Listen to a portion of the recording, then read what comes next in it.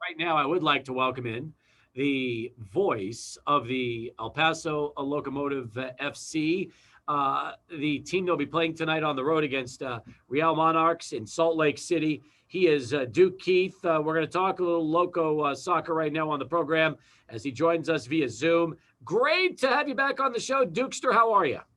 I'm doing well, Cappy. Doing very well. Thank you very much for having me. I like your pad. This is a cool-looking man cave. I can see you've got posters everywhere, and they look like they're all Locomotive FC posters. So it's the kind of place I would expect when I'm talking to you about tonight's big matchup. Absolutely. No, this is just a little corner. There are other things. There's some hockey stuff up, and there's some pictures of my family and so forth. My rock and roll stuff is over here, but this corner is dedicated to Locomotive FC. What is your best piece of rock and roll memorabilia? Ooh. Oh, see if I can show you. Hold on a second. Watch the camera. All right. Let's see if I can show you right there. Oh, very nice. That is a golden record from Trans-Siberian Orchestra. They gave us a challenge to go find people to give their money to a number of years ago, back when I was on the morning show. And that came from that. That's cool because that not only is a gold record, but I think you also have a cassette in there as well. Yes, Platinum Sales Award. That just screams 1990s, doesn't it? I love that. Nothing. And the CD. That is so cool. You get the trifecta, right? That's right. Look at it now that vinyl has made a comeback all these years later. Yeah, that's incredible. I'd have CD or digital, but I guess I'm not that big an audiophile.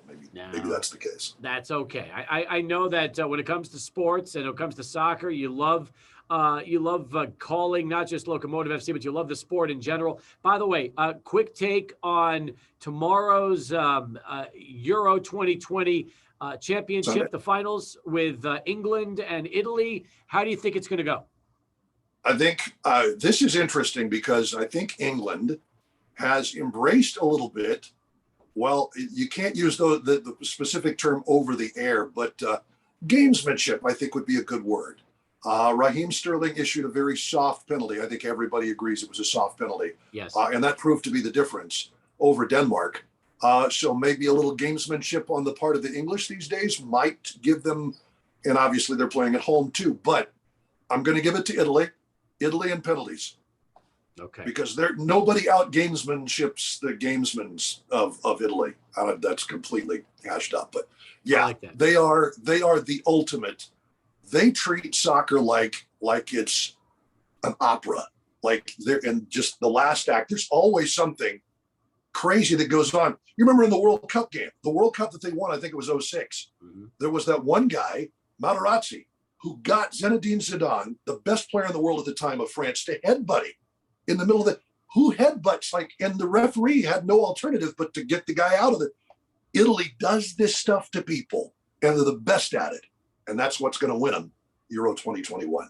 But you realize that if Wembley gets to erupt with an England championship, it'd be their first tournament championship since 1966, Duke, the year that Texas Western won it all. Yes, exactly. First World Cup and only World Cup for England, only national championship for UTEP. It's a vibe. It is. I like that. I like that. Yeah. All right, closer to home, we've got Locomotive tonight. A big road matchup against the Real Monarchs from Salt Lake City.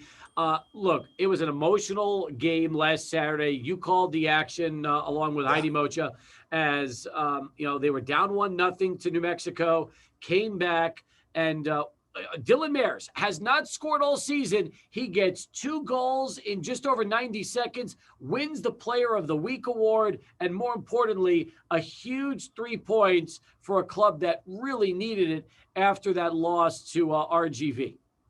Well, and arguably New Mexico United needed it more. That is 4 straight losses for them now. They really needed this match, and they didn't get it because they have an issue finishing games. They have an issue with goals allowed.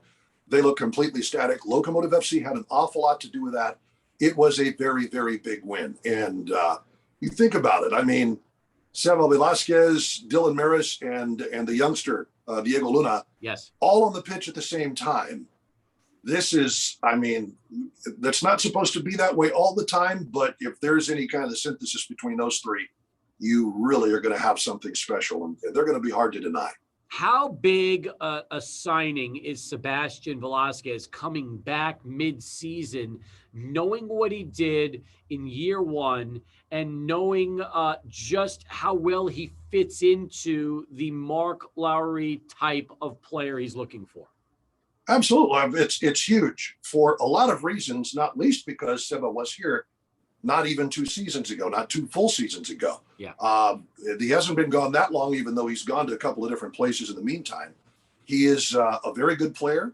He has been in Major League Soccer. He's played first division in Israel. That's where he immediately came from, and has made the rounds around the second division in the NASL and the USL Championship for quite a while.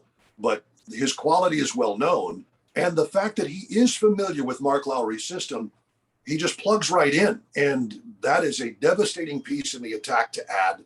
Obviously, they've made some roster moves, maybe to clear a little bit of a way for him, but to have that kind of balance on the roster and that kind of depth, I think signals that Locomotive FC is a very serious contender. It's great for Mark Lowry, and I think it also speaks volumes for Mountain Star Sports Groups and the sports group and the seriousness with which they take this team trying to win as much as they possibly can win, and as soon as they can possibly do it. Mark Lowry's put together some excellent pieces. The man knows what he's doing, and adding Sebastian Velasquez is a huge, huge signing. Well, listen, Mountain Star has been busy. They just brought Tuca on board right now with FC Juarez, and that's a monster. Yeah. That's a monster hire by itself. And then you, on top of that, add Sebastian here. I mean, they want titles. They want to see banners being hung for championships. And now I really think that Locomotive FC are set up better than they've been in their previous 2 years. And we all know how that ended. Deep playoff runs. Imagine what could happen here in year 3. Well, exactly. The runs have stopped at the Western Conference Finals, but that is amazing for a team in its first 2 seasons to do that back-to-back, to get to that point. And I mean, Mountain Star, there is no guarantee. It's sports. It's live sports. Anything can happen, which is the beauty of it. That's why we watch. But to set yourself up, you've really made some noise as a very serious contender with a team that already, even without Sebastian Velasquez, was number 1 of the USL Championship power rankings until their loss at RGV. That's right. That's been the only loss of the season for this team, and they were the last team to suffer a loss. That tells you something about just how well they've played. Either wins or draws is what we've seen. But again, tonight with the Monarchs and this big road matchup, 3 points is huge, and that's going to be the key because you want to keep pace with RGV. They've got 2 games in hand anyway, so if they could start piling up, 3 points here, 3 points there, they're going to be right into first place before long. Absolutely. Well, they would be in first place with a win tonight based on goal differential. Mm-hmm. They would tie in points for 21. They have 18 points, obviously, the 2 games in hand. RGV just 21 points. So if Locomotive FC can pull it off, they will have first place for as long as that lasts based on the goal differential. And they are right where they need to be. The holes in the schedule are weird. And I know that was because they left room for Locomotive to play in the Open Cup as the representative from the Championship's Mountain Division. But obviously the U.S. Open Cup, they decided not to do that this year. So they have these awkward holes in their schedule, which is kind of why they're behind everybody else in the championship right now. But they're going to be making up an awful lot of games. That's another reason why I think Seba Velasquez is such an important pickup. They will need that depth because, as Dylan Maris put it, they'll be playing 8 games in a month. Yeah, he says, I don't think I've ever played that at any level of my career ever. And it's going to be a real challenge to keep up. And I don't know, the thing I've noticed also in the last 3-4 weeks about Locomotive is that they're starting to score goals. I mean, they're giving them up, which they hadn't done prior to, but they're scoring more. So it's interesting. You wonder, is the trade-off of being able to score more giving up a few, or could we get to a point where we could see 2 to 3 goals every match and then either shutting teams out or only giving up 1 goal in the process? Well, I think I know Mark Lowry's perception of this, and that would be to get the clean sheet. Yeah. First and foremost, that's where he starts, especially on the road. Road matches, I mean, you see what they do in Europe, but all of those countries are so tightly packed together that when you travel, especially if you're in your national league, it's like a road trip to Odessa. It's a 4-hour journey, and you could go basically anywhere in that country and play all these teams. They all bus or take trains everywhere. Yeah. In the United States, you fly, and you fly a lot of miles. It's very expensive to travel, and it's kind of exhausting. So, a road point is a road point is a road point, but it starts with the defensive side. And I know that Mark Lowry, as well as goalkeeper Logan Ketterer, would love to see another clean sheet. He only has the one this year versus Indy 11 in his first game back after his loan spell to MLS. They have not had one since that time, and that's been over a month ago. I liked the video they showed earlier today of them in a meeting room playing with those little yellow, it's like a mini ball on there. Yeah. It might be a Nerf. They're just kicking it around, trying to balance it, not let it hit the ground. And you can see how competitive they were and how much fun they're having. You got Mark, talking in the background, trying to get them motivated. I'm like, you know what? It's pretty cool that we got the whole group there and focusing on those kind of pre-match activities to get that competitive juices flowing. Exactly. And I think that's the competition. That's how he brings it out in practice. It's hard to emulate in practice sometimes. And getting them competing against each other, whether it's whatever that game was in the hotel meeting space, or I know they play a lot of soccer tennis on the pitch there at the practice facility. He finds ways to make things as competitive as he possibly can. And these are all competitive professionals anyway. So yeah, it's kind of cool to see. How do you see it going tonight, Duke, when it's all said and done? How do you think the Locomotive able to get away another 3 points?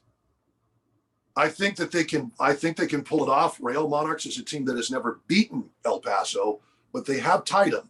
And Locomotive won their 2-0 or 2-1, pardon me. It was almost 2-0, but they allowed a late one on a free kick late in that match, the last time out, which wasn't that long ago. But I think that they can get it done. My prediction is going to be 2-1 again. I think Real Monarchs will let one in. The defense, I don't think it's a huge problem. Locomotive has done its job defensively insofar as securing wins. But I think, that forward action and trying to press things a little bit might leave them open in the back. I'm going to go 2-1 again tonight. All right, 2-1 it is, and then you're back in the booth next week when Vegas comes to town. Las Vegas Lights, Lights FC, very interesting team.